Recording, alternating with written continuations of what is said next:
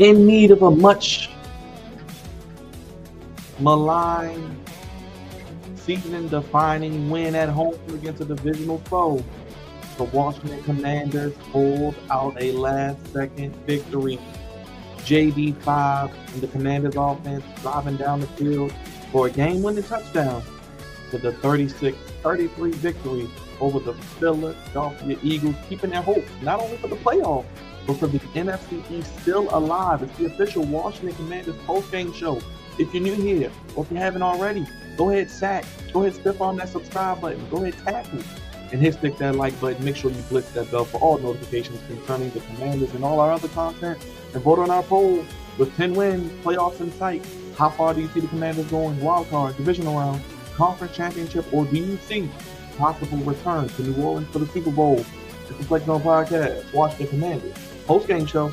The Commanderlorain's ready. Bob's favorite host is ready. Are you ready? We got a happy recap coming right after this. Commanders get their 10th win of the season over the much maligned Eagles, divisional rival.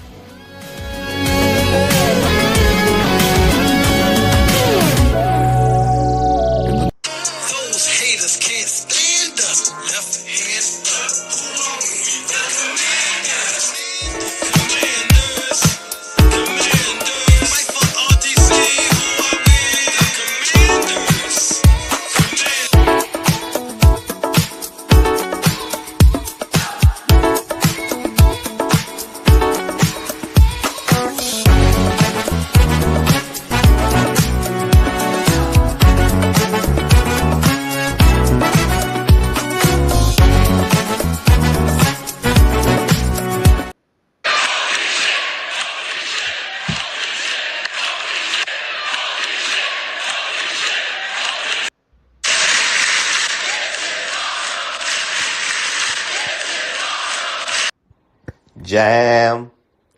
Oh, jam. Those haters can't stand us. Left hand up.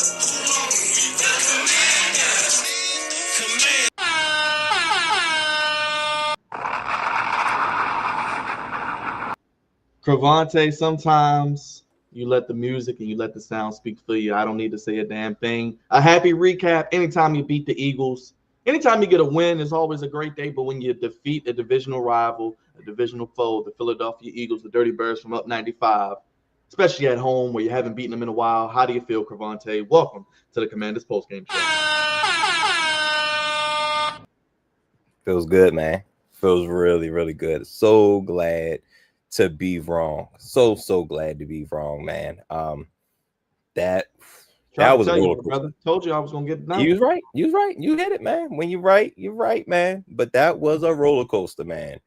That was a roller coaster, and things like that don't usually happen to teams that are bad teams. Wins like that don't happen for bad teams. So again, another win like this, lucky rolls, winning ugly. You know, we're getting some of those wins that some things are going our way. So this is a great move in the right direction. And my gosh, Jayden Daniels is him, bro. That boy, him, man. He is him. And Terry McLaurin, another 1,000-yard season. So shout out to him. He's a very underrated wide receiver. I think he's easily top 10. And he finally got a quarterback, and now he's shining. I absolutely love it, man. Crevonte, 10-5 for the first time since 1991. We were talking last night during a preview about the legend of the game, Brett Rypien. Jayden Daniels, the only other Commander's quarterback outside of Brett Rypien to throw 5 touchdowns in the game. Mark. I was like, Brett. Mark. Mark Rypien. Yeah. Mark Rypien. I'm sorry. Now you say he's the what since Mark Rypien? Last quarterback to throw 5 touchdown passes. First quarterback since him to do it in the Commanders uniform, and that was the 91 season, the season y'all won the Super Bowl. Ain't that something? 5 TDs, man. That looking like, hey man, look, that's Lamar Jackson-esque. All right. But that's big time, man. He's already Jayden Daniels looks like he's in a class all by himself, especially if we're talking about the rookie class. And now he's, you know, making his stamp as a Commanders quarterback in history, as his first year is absolutely crazy. 10 wins, playoffs locked up, I mean, playoff clinching game. Outside shot for the division, but Jayden Daniels he's it. He's it. Well, remember before the season, Crevonte, we thought a lot of us on this panel, D, Raj, myself, we were high on the Commanders. Thought you guys could be at least second place in the division, flirt with double-digit wins. I told you take the over on the 8 wins. Absolutely. 10 wins for Dan Quinn. What did you think about his coaching today? I want to start with coaching because I was a little bit wondering how you were feeling. We were texting a little bit, but how you felt with some of the clock management, some of his timeout decisions on the plus of the 2 minutes, and then afterwards, because Jayden Daniels pretty much saved the day where it looked pretty bleak for the Commanders. He pretty much made something out of nothing, despite maybe some coaching blunders.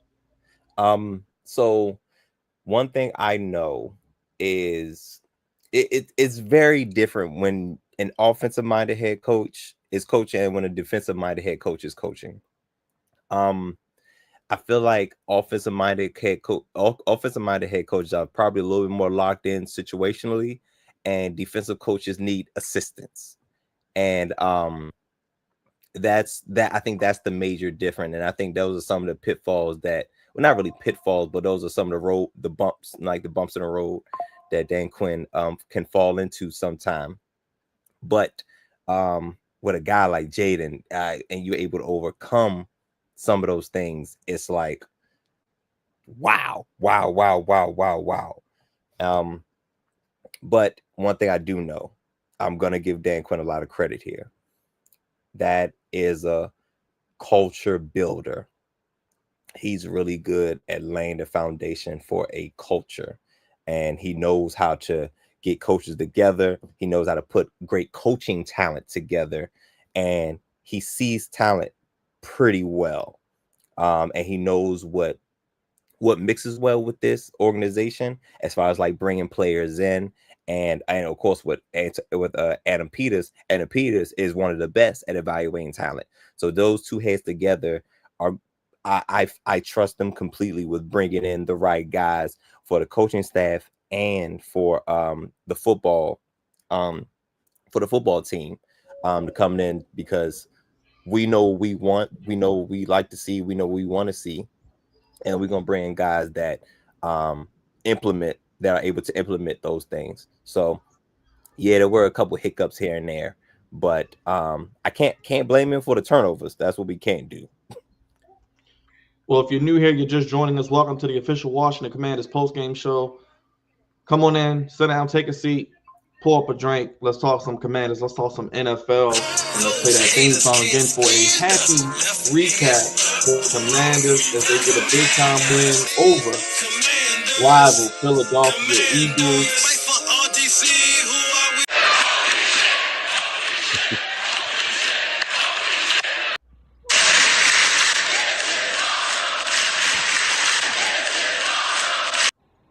Jam. That's right. Oh, jam. Finger licking good special. That's what I'm talking about. Crevonte, what do you think about Jayden Daniels today? We got to start with a JD5, the first of his career, 5 touchdowns. He did have 2 interceptions, was only sacked once. That was probably more because he was doing some running. Let's get the shirt on the screen for the good people. And he finished 24 of 39, 258, 6.6 in attempt, 5 touchdowns, 2 interceptions. Pretty much, I think, solidifying Rookie of the Year with this performance. This is that signature performance. We talk about a Heisman moment. He's a Heisman Trophy winner. He has his Rookie of the Year moment. We did see him pretty much will his team to victory and using Zacchaeus, who had 5 for 72 touchdowns, the first 2 touchdowns of the season for him. Scary Terry, another 1,000-yard season. He had a touchdown with 60 yards. They didn't do much with him in the first game. They got him involved this game. Diami Brown, 4 receptions, 56 yards. Brian Robinson. Jameson Crowder with a touchdown. Jeremy Nichols, Luke McCaffrey, Zach Ertz spreading it around all around the field. Crevonte, you're happy over there. You got your guy, and it's just solidified it today. His 3rd game-winning drive in only his first season, Crevonte. I didn't think this was possible. I didn't think didn't think this was possible for us, man. It is truly amazing to see him work, to watch him work, and to be a part of an organization, be a fan of an organization that knows what they're doing. It's not a clown show. It's not a circus. These guys are really, really locked in, and they got the best quarterback in this previous draft class, and he's head and shoulders above the person who went number one. And Caleb Williams was my guy, but he's head and shoulders above him, and he's not head and shoulders above Bo Nix, but he's ahead of Bo Nix. I will say that because Bo Nix balling too, but I think the rookie of the year should go to Jayden Daniels. Like you said, this is that signature victory against the Eagles. Are arguably the best team in the NFC, depending on who you talk to. And they had a legit shot at the number one seed, but the Lions winning and the Eagles losing today, the Lions get a little breathing room. So now, basically, I think the Lions are having another win from clinching. So thank you. You're welcome, Detroit. But he's it. He's amazing. He's broken record after record after record. He's making plays with his legs, with his arms, and it's really hard to defend him. And like you said, you ran down the list of guys who he threw the ball to. He threw the ball to everybody. Anybody that had two hands, you liable to get the ball. You know what I'm saying? Because we have Terry McLaurin, who's like our top guy, and then we got pretty much everybody else. If you got two hands and you line up out there, you get the ball. Pretty much. And like you said, he threw, everybody got something. Everybody had to get something. We have to spread it around because we know Terry McLaurin is who he is, so he's gonna get most of the attention. Everybody else, y'all can get one-on-one coverage, get open. You know what I'm saying? And he was able to find some guys. Listen, he forced, had some couple errant passes, errant throws. He did have 2 interceptions, but if you give me 5 TDs with it, I damn near will take the 2. I'll take the 5 TDs and a win. If the 2 interceptions have to come with it, so be it. I am okay with it. But he's really sinking in, and the scary thing is that it seems like he's locked in, like he's calm, cool, collected, and the game may be slowing down for him, which is a scary thing. I don't want him to say it. I just want him to keep playing well, but I'll say it. I'll say it for him. It looks like the game's slowing down and pressure's on. He's cool. He is cool.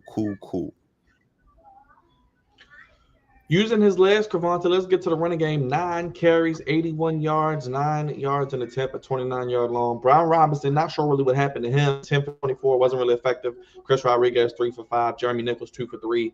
4.7 in attempt, but outside of Jayden Daniels running, not much of a running game there. But you got to say, like you said, he looks more healthy, running more with his legs, being decisive.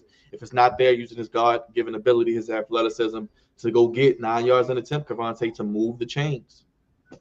And this is not typically, well, like I said, this was a pretty ugly game if you look at the stat sheet alone. I mean, if you look at the game, it's a pretty ugly game, but him throwing 39 times is not good. That's not good. We don't want him dropping back, that many times, because that usually means the running game is not effective. And it wasn't. Outside of him, there wasn't much to speak of.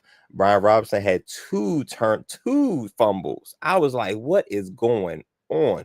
And I just knew the Eagles were going to railroad us. Just knew it. And stupid. Just stupid. And that's my guy. When well, he no, plays, that's goofy. That's my guy. Usually when he plays, we typically both of us, Crevonte. Remember when y'all drafted him? I was on him. I said when y'all drafted him, you're gonna let us guy. Yo, absolutely. But this game, he was fumbling early and end up not being effective. And usually, no running game, the Eagles, when they're able to get pressure from the inside, it is unlikely that this was the result. I'll say that. But turnovers everywhere. Like I said, Brian Robinson, he fumbled twice. I think De'Ami Brown fumbled once, and of course Jayden Daniels threw 2 interceptions and 1 in the fourth. At least, well, I think the second was in the fourth quarter, before that last drive. But This is a very unlikely win. Byron, I'm happy we won. I don't like games like this. I do not like games like this because more often than not, you're probably going to lose. So this is not a performance that I want to see repeated from this Commanders team. We're way better than that. I think coming into the game, we had 9 turnovers all year and had 5 today. Like this is not like us at what I'm saying at all. And I don't want to see this type of performance moving forward. But it's the NFL. We take the wins as they come, however they come. So Crevonte, only the second team this season, the other team being the Detroit Lions against the Houston Texans, Jared Goff, 5 interceptions, the only team in the NFL outside of the Lions to win when turning the ball over 5 times. Sometimes Crevonte is better to be lucky than good. How many years past would the Commanders be on the other end of that? Losing the game, turning the ball over that much, not getting the bounces, not getting the stops. You had the Devontae Smith drop. You had the penalty non-call, but they were saying on the broadcast that it was slow-mo at the same time with the Andrew Wiley false start potentially on the touchdown. You had those things don't go our way. The flag picked up. Remember on the hit on Pickett when it was he slid. I think it was the yeah. Those good things. Call though. Good call. That was a good call. I like me too. Right. I was like, he didn't touch him. Like like come on, man. But I'm so glad for that pickup because that would have continued that drive and forget kicking a field goal. They could run more clock and kick a field goal later or score a touchdown. So that flag pickup was crucial because that was 4th down. So they was able to kick a field goal and we were able to, get the result we got. But man, we got a lot of breaks, man. We got a lot of breaks. Typically teams that turn the ball over 5 times don't get those kind of breaks. And you guys lost time of possession. Let's look at the team stats real quick, Crevonte. But on penalties, you guys only had 6 penalties, 93 yards. They had 10 penalties for 91 yards. What do you think about that? Losing time possession, but very good job winning the penalty war. Like I say with the Ravens all the time, if they don't commit more penalties than the other team, they're going to have a good chance to win. Right. So penalties, try our best to keep those to a low. Penalties and turnovers are kind of hand in hand. You know what I'm saying? So we try to keep those. We absolutely try to get those to a minimum. I think we had less penalties, but oddly more yards. So I guess we had a couple 15-yarders. Marshawn Lattimore did not have a good showing early. So a couple of them is from him. With the I think he had a PI holding some calls like that. But Marshawn Lattimore, I feel good about him and the defense moving forward because you had like a pickup game against the Saints because there's no real number 1 bona fide threat against them, and then you get AJ Brown and it's like, all right, this is football right here. And AJ Brown was getting them early on, and I'm confused because I don't know because I'm not in the defensive locker room. I'm not in defensive like I'm not in the defensive room or the DB room. It seemed like he kept giving up the inside, and I'm trying to figure out why. If you're in man coverage, like AJ Brown's a big body. That's not anybody you want to give the inside. Typically, you don't want to give the inside up to anybody, but especially AJ Brown. That first touchdown was it? Well, no, I don't know. AJ Brown's first touchdown was like a slant, and I was like, "What are we doing?" So I don't know what the defensive call was in those situations, but you can't give up the inside to AJ Brown. Like, come on now, what are we doing? To make him throw it over top of your head. But we shut down Saquon Barkley pretty much towards the end. Didn't see much of AJ Brown towards the end. So, defense kind of locked in. And also, shout out to Frankie Louvu. He got things kickstarted because we were down 14-0.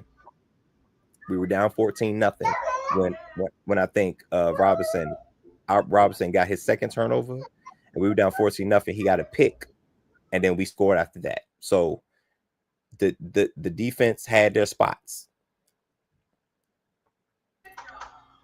Let's go to the injury report, Crevonte, because we did see some guys leave with injury. We saw Diami Brown leave, hamstring, Marshawn Lattimore. I tell you every week, Crevonte, hurt guys stay hurt, love him, talented, but he ended up in the blue tent, hamstring. We don't know the severity of that. Could be, we seen it with, look at George Pickens. Look at some guys who missed 3 or 4 weeks. Mike Evans. Look at some guys who maybe only missed a week. Roquan. But those injuries, Andrew Wiley, I think, had a groin injury as well. And Jalen Hurts, can't forget that. We got to start there. Jalen Hurts leaves with a concussion, 11 plays into the game. Kenny Pickett comes into the game, Crevonte. You would have asked me before this game, who is the backup quarterback for the Philadelphia Eagles? I didn't know. I forgot. We keep forgetting that. Keep forgetting that he went there. Right. Go Google it. Right. Yeah, the Pitt guy back in Pitt with the Eagles, from the Steelers to the Eagles. Yeah. So he stayed in PA. And I did not think we were gonna see him. Thought he was just gonna get buried over there. Go ahead, keep collecting them checks, and he go about his career. But he got an opportunity today. Matter of fact, he threw the touchdown pass to AJ Brown. As soon as he got in, he threw the touchdown pass to AJ Brown, where Lattimore gave it the inside. But yeah, it's there's a drop off from Jalen Hurts to Kenny Pickett, and I think we were able to see that. But shoot, Saquon Barkley bust out a 60-yarder. I think the next possession that the Eagles had, and they was up 21-7, and I was like, oh boy, I guess look like it's gonna be a rough one. But Kenny Pickett, he was all right. He's a jag really. But he kept pace early, but as the game goes on and you really need to call on him to do certain things, you forget. I mean, you have to remember that that's not Jalen Hurts, so now you got to call things slightly differently. And I'll just say you saw the difference. Let's get to Saquon Barkley. This man is chasing Eric Dickerson's rushing record. We mentioned he needs to average 140 yards a game over his last 3. He did it today, breaking out immediately in the first quarter. Crevonte with 109 yards, 7 carries, 109 yards in the first quarter, 99 yards untouched. He ends with 150 yards, 2 touchdowns. Actually, Jalen Hurts was only 1 for 4 when he left, so he wasn't throwing the ball well. Jalen Hurts had 3 carries for 41 yards. He was hurting y'all with his legs. So that running attack was really the detriment of the Commanders. But after that, the second quarter on, they were pretty much hitting, according to the stats, hitting Saquon at the line of scrimmage or behind it each time. Yeah. So I think the key, it's funny because depending on the week, you could kind of go back and forth about who's like the key guy for the Eagles. Is either Saquon Barkley or AJ Brown.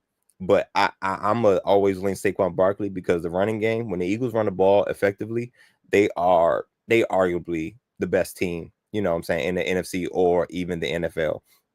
So it starts, and then also you have Jalen Hurts, who's also pretty dynamic with running football. And if you look at the stats, he carried the ball 3 times for 41 yards, and that last carry was the last ding on that last carry was what put him out. But they're very dynamic and running the football. And Saquon Barkley, he's going to come very close to breaking that record because I don't know if they added it up yet, but he's pretty much hitting his average on the way to potentially breaking Eric Dickerson's record, and he has the ability to do so. So I would love to see him get it because Saquon Barkley is a good guy and he deserves it. And he's arguably one of the best football players on that team. And I just stick it to the Giants every chance you get. You know what I'm saying? Why not? Just keep doing your thing, Saquon. And I was hoping he wouldn't have a big game against us, but he was able to have a big game and we still won. So, I'll take it. Looking at the Eagles' backs and receivers, A.J. Brown, 8 for 97. Devontae Smith, 6 for 51. A.J. Brown with the 1 touchdown. Gainwell, 1 for 6. So outside of AJ Brown, Devontae Smith, Gainwell with 1. Saquon, no catches, so you contained him in the passing game. And without Jalen Hurts, he wasn't really doing well, like I said. They couldn't really throw the ball. And you've been concerned about the secondary all season. Looks like the secondary is getting better as the season progresses. And as you guys did get some pressure today with your defense. How many sacks did you have? You had 4 sacks today. 4 sacks. Huh. Okay. I saw Fowler get a sack. I think he may have 10. I think he may have 10 on the season, if I'm not mistaken. I think it's 9.5, but we can double check. I think it's 9.5. Okay. Yeah. So getting pressure is number one. No matter who's in at quarterback, you got to be able to get pressure, because any of these NFL quarterbacks could be effective if they have time. You know what I'm saying? So being able to keep pressure on him was a positive for us. And it seems like they don't have as much variety at wide receiver as we do. But because it looked like they only 3 people touched the ball at wide receiver, at least. Yes. Ladies and gentlemen, we do have a goal. So with the YouTube, we're always looking to elevate, always be better on the podcast. We do have a goal set.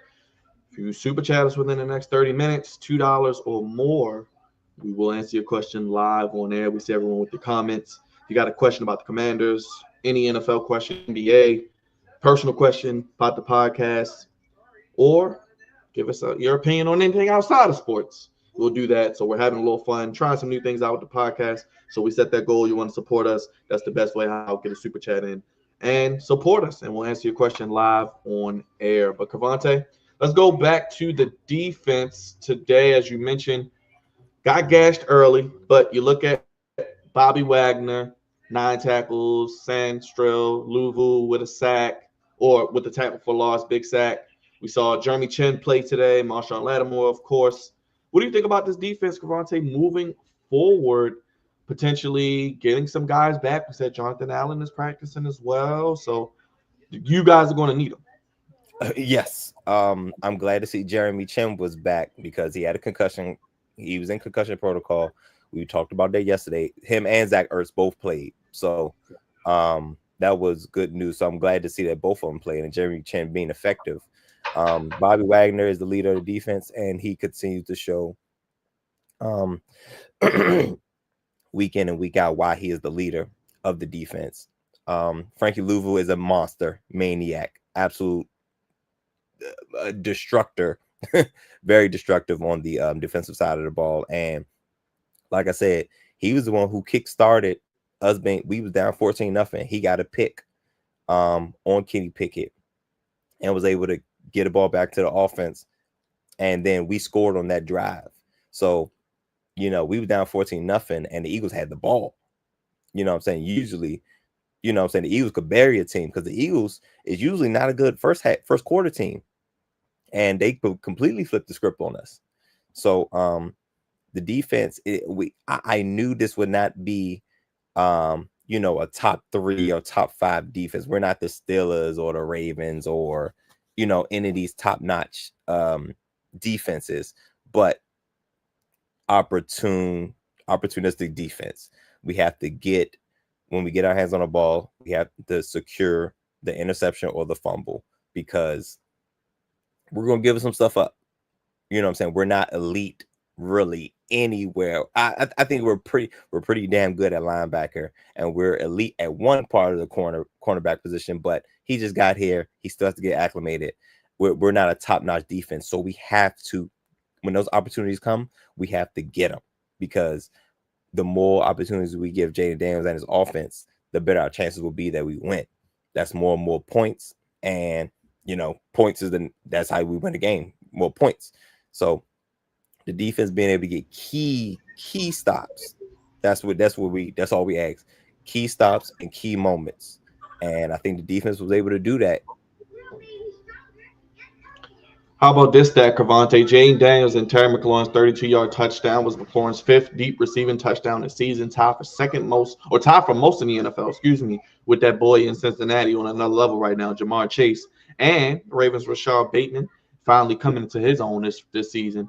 A guy I really, really like coming out of Minnesota now doing his thing for the Ravens. Daniels now ranks second in deep passing EPA, plus 37.5 among quarterbacks. How's that for data? Crevonte throwing a deep ball, opening up the offense. It's my guy, man. We said that was one of the things when we did our draft profiles, guys. If y'all don't follow us during the draft season, this is the podcast to follow, because me and Byron go in when it comes to these the NFL draft prospects.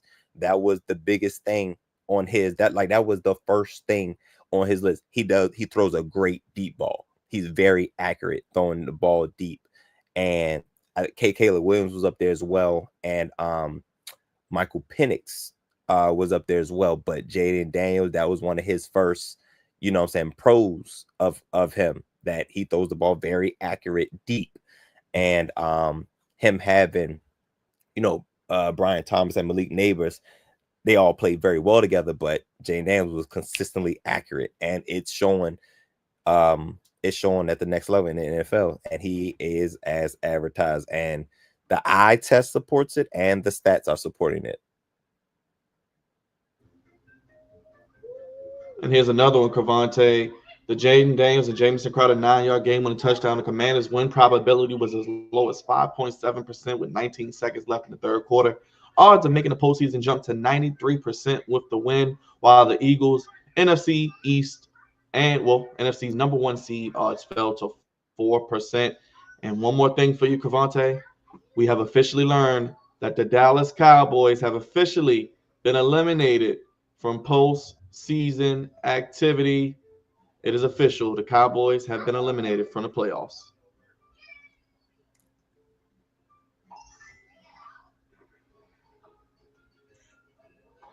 We love it. We love it. We absolutely love it. Absolutely love it. I'm still upset and mad that we lost that game, because we actually still have a shot to win a division, but the Eagles, I think, will have to lose out. But if we had that win, we would be a little bit closer, than we are now. But we'll get them back at the end of the year. And we can.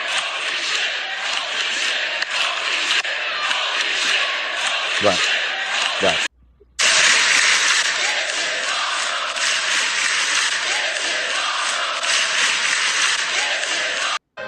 Finish him, Daddy. You're fired. We'll get them back. We have to get them back on the last game of the season, but it's always good to see Dallas getting eliminated. So I'm cool with it. So we got a victory over the Eagles, and Dallas gets eliminated the same week. We love it. And they didn't even get a chance to play yet. What you think about special teams today, Crevonte? Luke McCaffrey had some wonderful returns. He had 6 returns, 184 yards, 30 yards, an attempt. McNichols had a 22-yard return as well. Jamison Crowder had a 5-yard punt return. No field goals for Zane Gonzalez, but he did make all of his extra points. And Trustway, 2 punts, 92 yards. 46-yard average, 49-yard long. What do you think about the special teams today? I think they played pretty solidly. There we go. We need that solid Trustway. He's always right around the 45, that 46-50 range. Gonzalez made all his extra points. We didn't have, like you said, we didn't have to kick any field goals. Jamison Crowder was productive. Luke McCaffrey, I saw the big run that he had. So that was good. I'm glad he's able to find a way to be a contributor. So yeah, I think that's pretty much it. That's a solid special team performance. No hiccups. All points. You know what I'm saying? We making all the points guaranteed, man. So sounds that this was a good showing from our special teams. And not having to kick any field goals is cool. Like that's a cool stat, right, as well. What do you think about the special teams moving forward, Crevonte, having that dynamic of McCaffrey being able to do something? You got Jamison Crowder back now. You got McNichols. How do you feel about the special teams moving forward? So Jamison Crowder and McNichols being able to contribute offensively and special teams is crazy, crazy right now. And I absolutely love it. As long as they're able to be consistent, hold on to that ball. Just whatever you do, hold on to the ball. It seems like we're going back and forth pretty much between McCaffrey and McNichols. Like I said, McCaffrey, he's finding a way to be productive. That's how you get on the field. Find a way to be productive. You stay on the field. I love what I'm seeing moving forward, but that kicking game, I'm always concerned about the kicking game. Gonzalez is what I'm most concerned about out of everybody. It's not gonna be many games like this where we don't kick any field goals. So, how does he perform moving forward is what's going to be important for him from that 40-yard plus, 50-yard plus. He's not a guarantee. So as an offense, we want to keep him out of those situations, but there will be some times where he has to, we have to attempt it. And you know what I'm saying? We just gotta hope and pray that he knocks it through. Crevonte, what's going on with some of these kickers? You see it with Justin Tucker, even though he's been better as of late. Jake Elliott, one of the best kickers in the NFL, having a down year. He was 0 for 6 on 50-plus yard field goals. He made that one when they were up 30-28. Now 1 for 7 from 50-plus. He did also make another kick inside of 50, but he also missed a kick before halftime, Crevonte. So what do you think about their end? I mean, you could potentially see the Eagles again if things hold true, if they're the 2 seed and you guys are the 7 seed, because you got all those NFC North teams in the middle of everything. So it could be another third and final match. Who gets the series? You know what I mean? Best out of 3 divisional matchup in the first round of the playoffs back in Philly. But their special teams has been a little shaky this season. And even in that first game, Crevonte, you guys played. Remember, he missed a couple kicks. Yes. Thursday night. Yes. Yep. You're absolutely right. And it's not just the Eagles. It's the kicking game as a whole in the NFL. It's not good. It's been on the decline. It's not where it used to be. And we could all point to when they changed the extra points. It's the extra points coupled with the field goals that's being missed. Since they moved it back, a couple years back, they moved the extra point back. Things been all downhill since. I don't know. It's not much of a, how do I say, like routine. It's not much changes you could do to that routine between, long snap, holder, kicker. It's not really much to do to revamp that, because that's pretty much, what it is. It's just that I can't even say it's weather necessarily. Guys are just shanking them, kicking it wrong. Maybe I don't know if it's the snap or the holder. Kicks are just not going through the uprights like they used to, and it's really affecting everybody. There's probably only a couple teams. It may not even be a handful of teams that have consistent kicking. And believe it or not, it was the Eagles until this year. Jake Elliott was pretty automatic. And kickers are getting hurt more too. Yeah. Because Buckner, is it Buckner hurt? He's back now, but he was hurt for a couple weeks. Yeah. He just came back. Yeah, I don't know, man. Any final thoughts on this game, Crevonte, before we move on to next Sunday, as it will be a prime time matchup, and we get a look firsthand at a guy who played well today, Michael Penix Jr. We'll get into that, but your quick thoughts on the Sunday night primetime game. What do you think about the flex to primetime? And quick thoughts on the game. We'll get more into it this week, obviously. It was like we talked about it before. I love that the Commanders are getting more popular on the national stage, and more and more people want to see the Commanders and Jayden Daniels play. So this is good. This is great for for the TV deals. Maybe we'll get more primetime games moving forward. More eyes on the Commanders. This will help us in the long run with free agency moving forward. I know there was some rumblings that there was a lot of players before the trade deadline that wanted to come to the Commanders. The more we're seeing nationally, the more, sponsors we'll be able to get, more free agents that will be willing to come.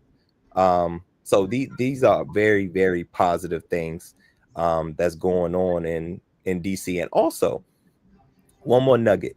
It looks like things are going in a positive directions for the Commanders to actually come back to DC. I think all of the senators voted in approval for the RFK Stadium, for the land for where the RFK Stadium is for to be built. So explain that. I did see that. So let's talk about it, I guess, Crevonte. So basically, let people know what's going on for that, because we got a lot of people who may not know. So pretty much, and I'm still trying to figure it out too. I have to do a little bit more research, but I did get a notification that typically when bills come through the legislative branch of the government, they have to be approved. The Congress and the legislative branch are the branch of government that creates laws and stuff, and approves bills and stuff like that. So the RFK bill came down. We kind of knew that this was, saying that this was a thing and they were going to come to the table at some point. But each state in the United States, is 50 of them. So there's 2 senators from each state. So that's 100 senators. And they voted unanimously for approval for, a new stadium. I guess the rights to build on the stadium. There is another process that it has to go through, and I'm not sure what that is. I need to do some more research, but it seems like there is a chance that Josh Harris will be able to build a new stadium in where the RFK Stadium is. And I know we have to go through the process of whether the taxpayers are going to pay, or it's going to be 100% the ownership group, or is it going to be a mixture of 50-50? How are they going to subsidize it? I'm not sure what the ruling is on that, but we all know if you build a new stadium now, it's going to be the latest and greatest. It's probably going to be a dome, which means Super Bowl potential. So now this is good. This is good revenue that could potentially come to the District of Columbia in the next, 5 years or so. If it's the latest and greatest, they're going to want to bring a Super Bowl, pretty soon. So things are moving in a positive direction for this team and this organization. But I definitely got to do some more research on the how it works when it's on the Congress floor and all that. But I'm hearing positive things, Byron. We will keep our eye on that, Crevonte. Make sure you guys hit that like button if you haven't already. Hit that bell. Vote on the poll. Let us know your questions. We got a goal up. You guys want to donate to the channel. You want to support us. You want to give us something for Christmas. Super chat us. We'll answer your question live on there. We're playing around with new things on the channel. So, Crevonte, you want to go around the NFL before we get out of here? Let's do it. Our boy Michael Penix Jr. started today for the Falcons as they defeat the Giants, handle business accordingly, 34-7. The Giants are just playing for the number 1 pick. Penix, 18 of 27, 202 yards, 1 interception, but Bijan Robinson, 94 yards.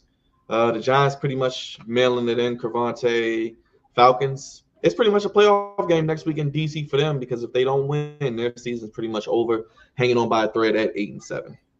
Right, and also the Bucks. Do the Bucks play tonight?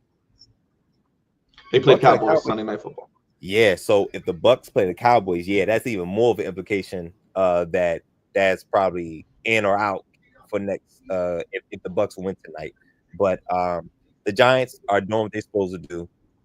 Go ahead, lock up that number 1 seed, and be prepared to do your homework on what quarterback you're gonna get to try to change your franchise around. So they just melt that in. And Michael Penix, this is a great first game to really get his feet wet.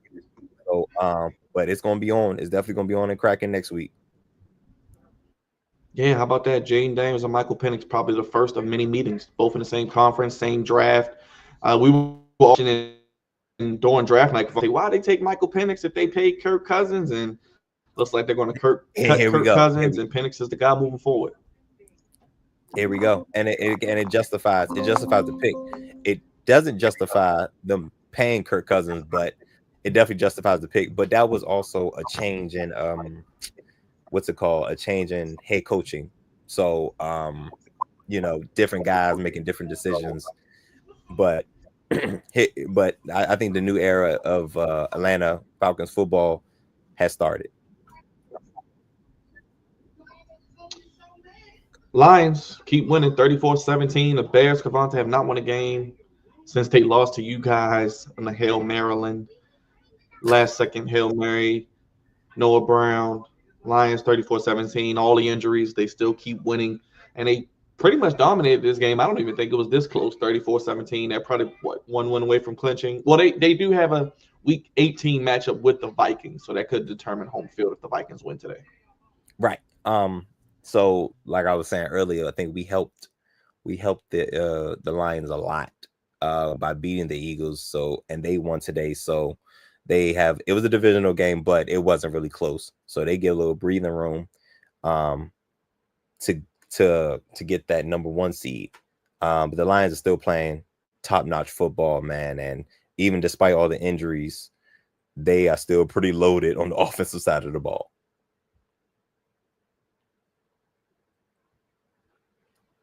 Let's get to Bengals and Browns, Battle of Ohio. Bengals slim playoff hopes are holding on. Crevonte, they win 24-6. I believe they have the Broncos coming up, so they have a chance to still stay alive. 7-8. Jamar Chase going for the triple crown of receiver, receptions, yards, and touchdowns. 16 receiver touchdowns. Man, they're going to have to pay that brother. Looks like T. Higgins is out the door. They just paid Joe Burrow. They're a cheap organization. I'll be intrigued to see what they do this offseason because he's only going to get more than Justin Jefferson now, probably? Yes, absolutely. Because Jamar Chase played this so masterfully. Okay, I don't know if I said that right, if that's the word, but he's played this like very strategically. He chose the best season to have the best season, and the Justin Jefferson's at 35 a year. The floor is 37. You know what I'm saying? So the Bengals better be prepared to break out the checkbook, and you can't be cheap with this one.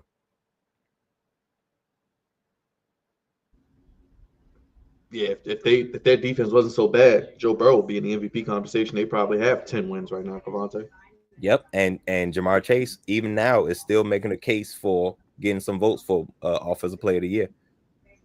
Colts slimly keep their playoff hopes alive as well. They're 7-8. Jonathan Taylor, 218 yards, 3 touchdowns. And the Titans are 3-12. They're trying to sneak into that top position, maybe to draft a quarterback. We've seen them bench Will Levis. Yeah. The Colts, Anthony Richardson. What did he do today? I'm not sure. But when you run with 218 yards with Jonathan Taylor, I'm not expecting to from Anthony Richardson. He had 2 rushing touchdowns. I do know that much. Okay.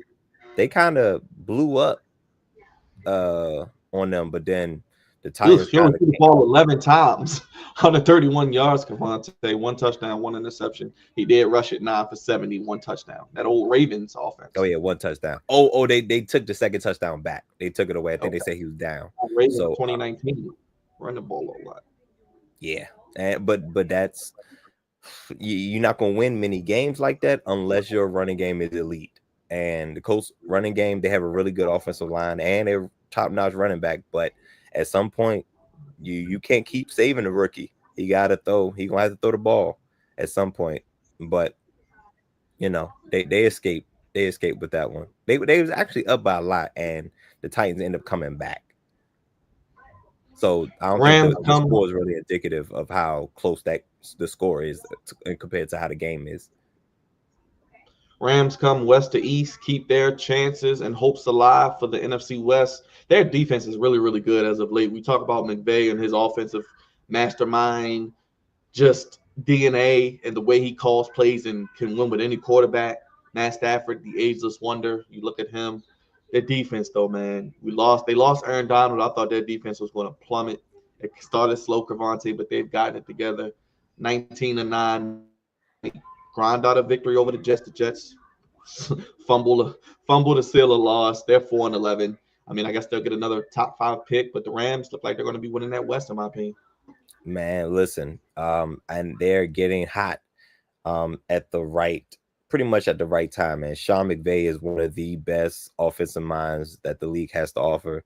And he's also one of the best coaches, man, because before Cup came back, the things that he was able to pull out and the things he was able to do with Puka Nacua is masterful. You know what I'm saying? And he was able to keep the team afloat pretty much, and till Cup was able to come back. And now with Cup healthy and Nacua healthy, it's like, God damn, the offense is different. But you're right, the defense has come to play. So I think they're gonna win the West. Kyron Williams, if you don't know who he is, ladies and gentlemen, he's one of the best running backs in the league as well. We talk about Henry, we talk about Saquon, Josh Jacobs, but give some love to Kyron Williams. It seems like every week I look up at the box score, that brother got 100 yards, so he's doing a damn thing out there in LA. Commanders, as we know, beat the Eagles 36-33. How about the Panthers, Crevonte? You mentioned it in the chat. You love to see what Bryce Young is becoming. I told you I like the Canales hire from Tampa Bay. You saw what he did with Baker last year in that offense. Chuba Hubbard, talk about Terry McLaurin, one of the most underrated receivers. I just showed some love to Kyron Williams. Chuba Hubbard, is there a more underrated running back? He runs in the game-winning touchdown, 152 yards, 2 touchdowns. Bryce Young, Chuba Hubbard. I think Xavier Legette, the rookie, he's being something. So they have something to work with in Carolina offensively. Maybe they could just fix up that line a little bit. Mm-hmm. I think, well, you know, it always starts up front. That I think your offensive line will determine how good your team will be. And I think that is a place where they should absolutely start, because I don't think giving up on Bryce Young is that ain't the way. That ain't the direction you need to go in, man, because Bryce Young has talent. You know what I'm saying? 2 touchdowns today, Crevonte, no turnovers. That's important. Absolutely. He outplayed our boy Kyler Murray, who the Cardinals can't get right, by the way. That's a whole nother story for another day. It's the Cardinals are such a roller coaster as well, because like they'll be down and then they'll make a comeback, and then oh gosh, they force overtime, and I'm like, oh gosh, they might pull it out in overtime, but sometimes you dig a hole, so it's just a little too deep. And I think that's what the Cardinals consistently are doing. Yeah, Marvin Harrison Jr., 4 receptions, 39 yards. Has he really made an impact we thought he would make this season, Crevonte? I don't know his stats. I'm trying to pull him up real quick. Oh, he's got 600 yards. I know he had like 2 games that was crazy. But he hasn't made the impact that I think that we thought he would. We thought he would at least be in a conversation for possibly, offensive rookie of the year, but nah, it looked like he hasn't got his footing yet. Not bad, but he's not as good. Yeah, if he doesn't finish with 1,000 yards in 17 games, 18 weeks, that's a little disappointing, don't you think? I think, yes, I agree. All right, let's get to the rest of these games. I think we got all the early games. We talked yesterday about the Saturday games. You can go back and check that out. We got the afternoon slate. 49ers and Dolphins. I really don't know why I picked the Dolphins, but this game is really a toss-up. But both of these teams are done, right, Crevonte? What do you think? Yeah. I mean, it's definitely a toss-up because the 49ers got some dealing with some injuries. Brock Purdy is making his case to get broke off, I think, in the offseason. And the Dolphins are just, they're not, I think when the rubber meets the road, they're not tough enough. They're a little bit too finesse. And, Tua, Tyreek Hills look like he's on a decline. I'm not sure what's going on with them. I don't even remember who I picked, honestly, because they're pretty even. And I think even the spread was like -1. So it's not much of a difference. But both of these teams are having a disappointing season, if you ask me. How about Mike McDaniel against his former team? Remember, he was with the 49ers, now the coach of the Dolphins. Yep. I don't think they should get rid of him, though. I think he should get at least one more year, McDaniel. I think he's a good play caller. McDaniels? Yeah. I mean, this is not a fireable offense. You still have to realize what conference you're in, what division you're in, and who you have ahead of you. That you got to beat that guy and that team. And Tua doesn't miss 4 games. They're probably 8-6 instead of 6-8. Probably chance to make the playoffs. Yep, absolutely. This was my upset pick of the week. I picked the Raiders over the Jaguars because I actually have more trust in the Raiders and Mark Davis than the Cons for obvious reasons, Crevonte, which you are privy to and know about, which we suffer through weekly. But hey, it is what it is. Raiders, I picked them over the Jaguars. This is probably going to eventually, Crevonte, and I didn't say it in the text message, but I think this will doom the Raiders, push them to number 2, allow the Giants to be number 1, thus allowing the Giants to get Shador. We saw the Shador and Malik Neighbors videos going viral, floating around. Shador goes to New York. He's in the NFC East with Jayden Daniels, Dak Prescott, Jalen Hurts, all 4 black quarterbacks, by the way. So remember where you heard this first, by the way. I think Shador goes to New York. I think the Raiders play themselves out of the top 2. I think the Jaguars end up taking their spot because the Raiders will then have the head-to-head victory over the Jaguars. If you work through all the scenarios in your head, Crevonte, how do you feel about that? I guess then the Jaguars maybe take Travis Hunter at 2, and then Cam Ward goes 3 to the Raiders still. I don't know. That's just me. That's just what I think about while everyone else is just going about their day. I'm just thinking like that. These are the things I think about. So that's crazy because that can very well happen, especially if they win today. Remember the Jets? They was your goofy losing out on Trevor Lawrence. So maybe it's something with the Raiders. And I've been saying the Raiders are going to get Shador since last year. It looked like a perfect hand-in-glove fit, but now you see him in New York. He kind of would fit in New York. Dion, he can ball. Malik Neighbors, number 1 receiver. In the East, black quarterbacks, all of them pretty darn good. Hey, man, write this up. Listen, man, you specifically have been talking about it for a while, but I will let you in on something. So in the draft order, the head-to-head doesn't even matter. They do strength of schedule. Oh, sure. When the schedules are the same. I thought the same thing when we lost to Chicago last year. I think when we lost to Chicago last year, I thought we were going to jump them, and we didn't. Initially we didn't. Well, no, it does. Chicago had no 1 pick at the time, but in the midst of it, I had to look it up because I was like, so what constitutes, like, if you had the same record, how they do the tiebreaker? They do the strength of schedule. So I think the Raiders, but you know what? In this case, I think the Raiders would probably still get the tiebreaker because the strength of schedule, they have the Chiefs and the Chargers and the Broncos in their division. So with that being that division, their strength of schedule is probably going to be harder than the Jaguars. So in this case, they would probably get the tiebreaker. Be interesting to see how that top of the draft goes. I think we know the 3 players who are going to go, just question of where and kind of what happens there. But then you got a team like Tennessee, I just mentioned, they're 3-12 also, and you got the Raiders 2-12, Jaguars 3-11. So it's going to be interesting because Tennessee could be a team that could take a quarterback. So yeah, and see if there'll be some willing and dealing as well. Yeah, because there's only 2 quarterbacks I see right now, but we'll see. Patriots, Bills. Patriots up 14-7 over the Bills. How about Drake May? 11 for 17, 103 yards, 1 touchdown. Outplaying Josh Allen right now? He's all right, man. Drake May is all right. I was not as down on him as I think the masses were. I thought he was pretty solid. But he just needs some talent. Needs some talent around him and some protection. And then, that's going to take time to get. You're not going to get all that in 1 year. But you need to get some talent around him because he can make some things happen. And the Bills better not. If the Bills lose, won't the Chiefs get first round? Yeah, they'll clinch it. They'll clinch it. You may not even, but then they probably don't want that. You got Mahomes and them on Christmas against the Steelers. So I don't know if you want them to clinch it right now. Right. Especially like this, But then again, Andy Reid and them, they play their starters anyway. They play them in the preseason. They don't care. So I'm sure we'll probably see them play because they got to keep themselves fresh. But do you think Buffalo has enough to get it done? I mean, just looking at the team, James Cook is a good running back.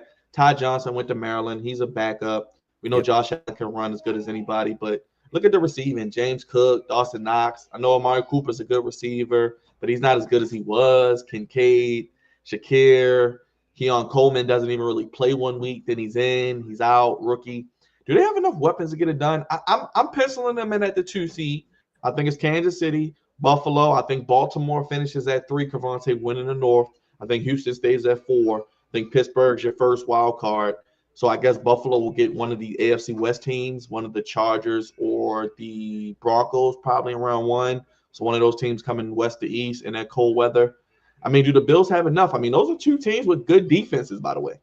Yeah. Do they have enough? I'm not sure. I'm a lean no, because one thing I know is that usually when you lean so heavily on one player, eventually he's gonna have a bad game.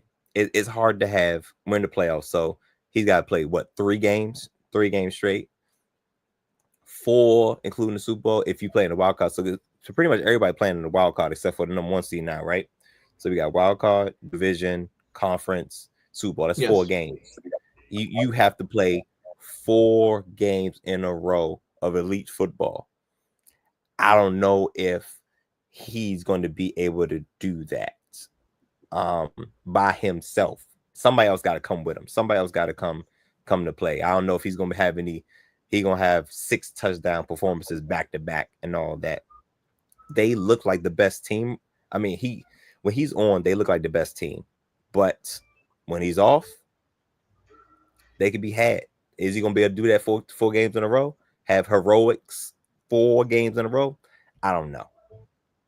And defense gets shredded sometimes. Remember the game against the Rams? They gave up 44, even though Josh Allen put up all these points. And then look at today, Drake May. I mean, we like Drake May, but he's a rookie with no weapons, and they already got 2 touchdowns on them. So it'll be interesting to see what Buffalo does in the postseason. Because I think Josh Allen right now, I do give him the edge at MVP slightly, though, still. So, I mean, at this point, it's nobody. It's never the regular season with these guys. Him, Lamar. I mean, Burrow has beaten Mahomes, but it's not the regular season with Lamar and Josh Allen because those are the 2 guys who are kind of tied at the hip right now because Mahomes is on another level. But it's not about the regular season. Those guys, MVP numbers, they're going to put up MVP numbers for the rest of their career as long as they're healthy. But exactly. It's all about the playoffs for all of them because you got to beat Patrick Mahomes when it counts. That's what it's about because Patrick Mahomes is going to be there 9 times out of 10. Like, I'm penciling them in for the AFC Championship because they're going to have home field, and it's hard to beat them, man. You have to beat them early. You have to make it convincing because if it's close late, if it's even, it's going to Patrick Mahomes. If it's even, it's going to Andy Reid. If it's even, it's going to the Kansas City Chiefs.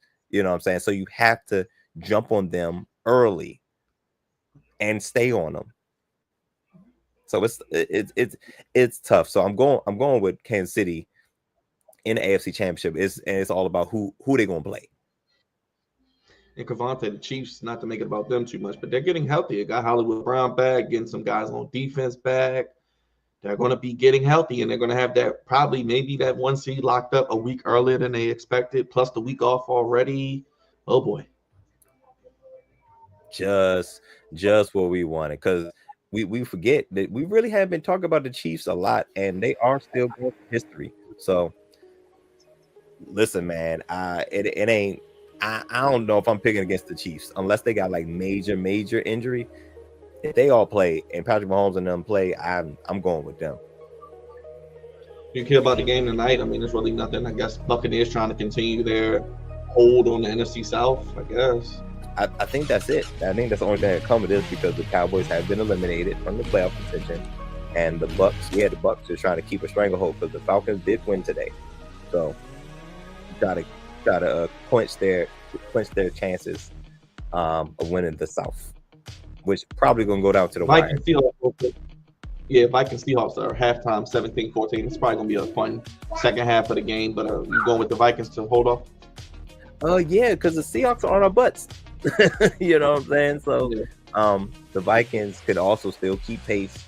Well, I guess try to keep pace with the Lions. I guess they still have an outside shot for that 1 seed, but and division. So, you know, it's good for them to win. And the Seahawks, like I said, are right behind us. So we get a little bit of breathing room.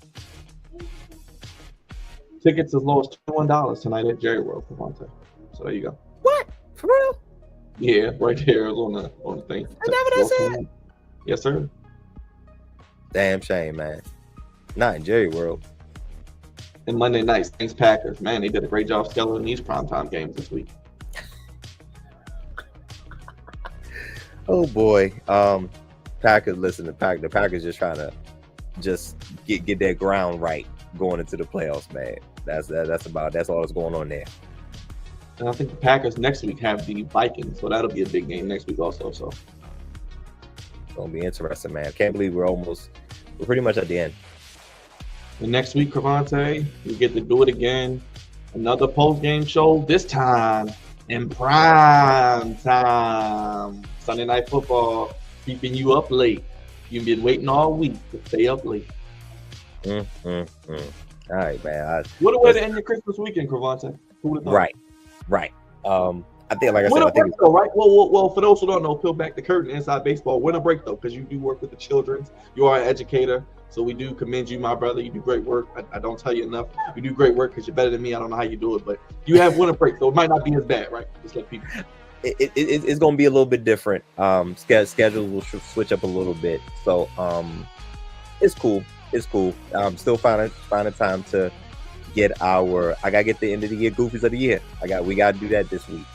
Probably looking at the day after Christmas, maybe the 26th, 27th.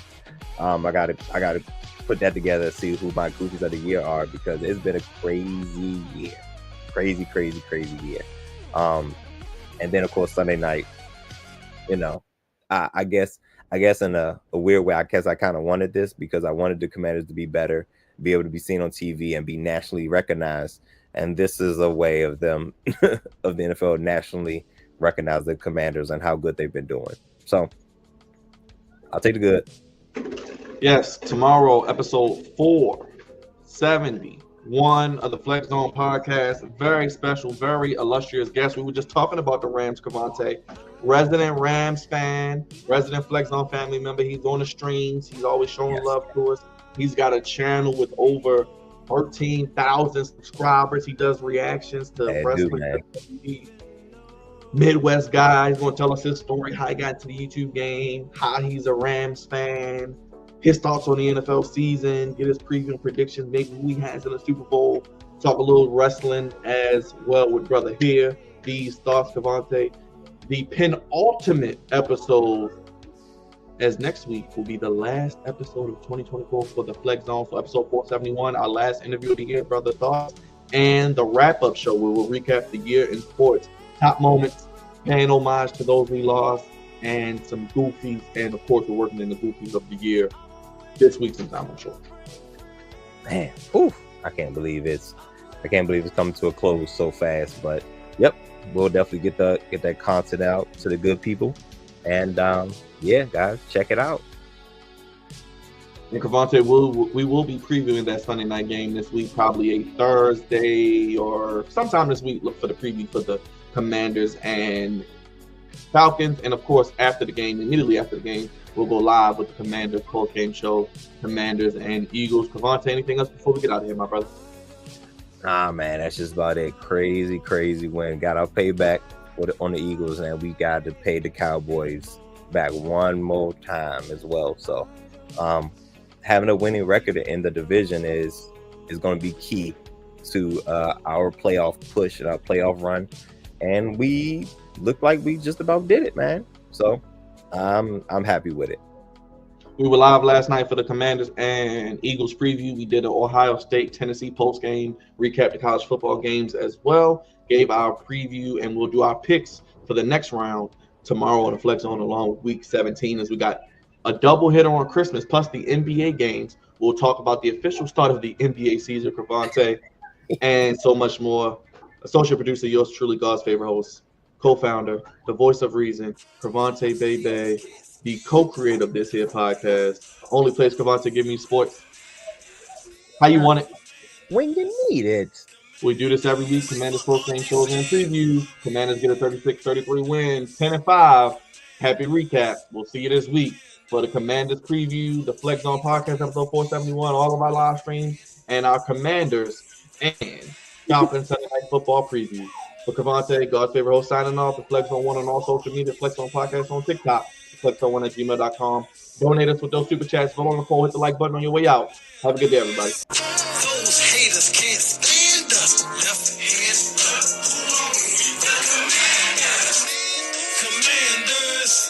Commanders. We fight for RDC. Who are